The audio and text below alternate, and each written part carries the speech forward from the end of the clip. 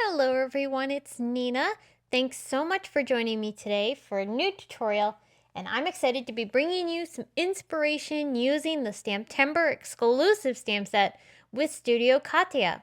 This stunning stamp set is actually two different stamps.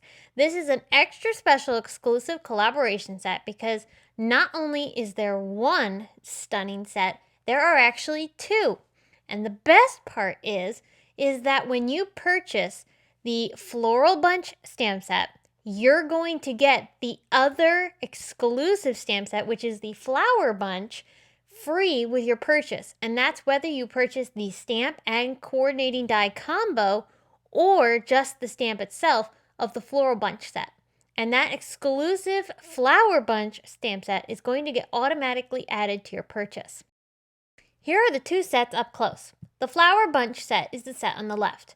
This is the one that you'll purchase to get the other stamp set free as a gift. I love both of these stamp sets. They're stunning and so detailed, and I'm going to show you a really fun technique that you can do with them. This is the Flower Bunch set, and you can see it's a very beautiful birthday themed stamp set. I'm going to be using both of them in today's tutorial so that you can see how both can be used on card projects. I'm going to be doing some alcohol inking. Alcohol inks are such a great way to make beautiful backgrounds, and then the best part is you can take the alcohol lift ink, which is a stamp pad, and use that to lift off the gorgeous detailed floral designs that I'm going to be using today from Studio Katia. Those are going to create a stunning, beautiful image on our background.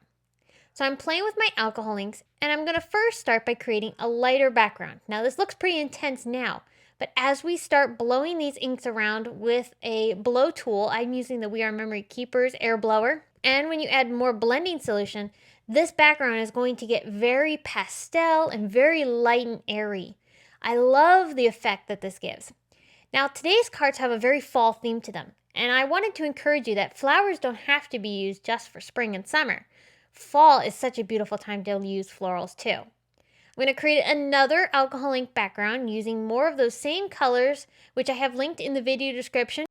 As I'm adding these down, you'll notice this is much more concentrated, and I'm not going to add any extra blending solution. So now I have a really intense background.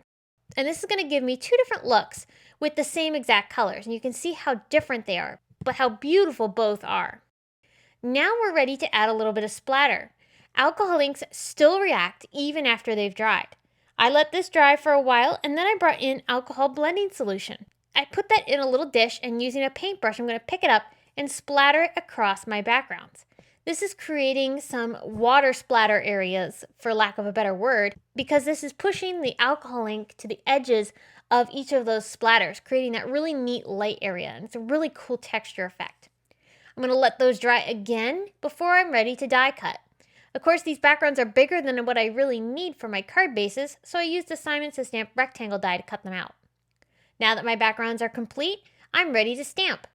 Alcohol lift ink is such a unique ink pad because it's basically like stamping with the blending solution, but this is specially designed for stamps. I'm going to stamp the Flower Bunch first, and I'm going to use the alcohol lift ink to ink it up really well. Then I'll take my Misty stamping tool and close the door to give that stamp an impression onto the paper. The alcohol lift ink you can see is fairly light right now, but we're going to set that aside to dry for a second, and I'm going to pull in an extra piece of YUPO paper so that I can stamp this image back down onto the paper. Alcohol lift ink lifts off the color, so which means we still have the color left over on our stamp after stamping it onto our original background. So you can get a second impression by simply stamping that leftover ink onto a piece of YUPO. I'm going to go ahead and do the exact same thing with the other panel, but this time using the Floral Bunch. And I'll go ahead and give that a really good press. But again, this is light right now, so you're not seeing the full impression just yet. I'm going to let these dry before I go ahead and buff them off. I find that this gives me the best results by letting the ink dry a little bit before buffing off the excess ink that's still left behind. Using a dry, soft cloth, I'm just going to rub this across the background to reveal the beautiful lifted design from our floral stamps. This is such a fun technique and such a great way to use outline images, especially those that are detailed like these. If you don't want to color these images, you could definitely do a technique like this where you get these beautiful detailed designs with the alcohol ink being the color. I love adding a little bit of gold to all my fall card designs, so I'm going to bring in some Finetec gold watercolors and splatter that onto the backgrounds. This gives just a little bit more interest and complements those colors beautifully. There are some great greetings in both of the Studio Katia stamp sets, so I'm going to go ahead and stamp one from each stamp set onto some black cardstock, and I'll emboss these with white embossing powder. After I've applied the powder, I'll go ahead and heat set these, and then I can fussy cut them out to add them onto my cards. For my cards, I'm popping up my alcohol ink panels onto some white cardstock from Simon Says Stamp, and then that will allow me to then start adding the last finishing touches to each card. I decided a bit of glitter cardstock would be a great finishing touch and really complement the gold splatter that we added to the background. So I cut some Simon Says Stamp gold cardstock, and I'm going to layer the gold cardstock behind each of the greetings that I'm adding to my cards. I'm going to use the birthday sentiment set from the flower bunch on that card, and then the floral bunch had some beautiful greetings including thinking of you, which I used on that card. The final finishing touch were a few gold sequins, really intensifying that gold accent that we have on each of the cards. And you'll notice on the other card, I did add a secondary greeting using the new Simon Says Stamp Because of You stamp set, which is a STAMPtember Simon brand stamp set.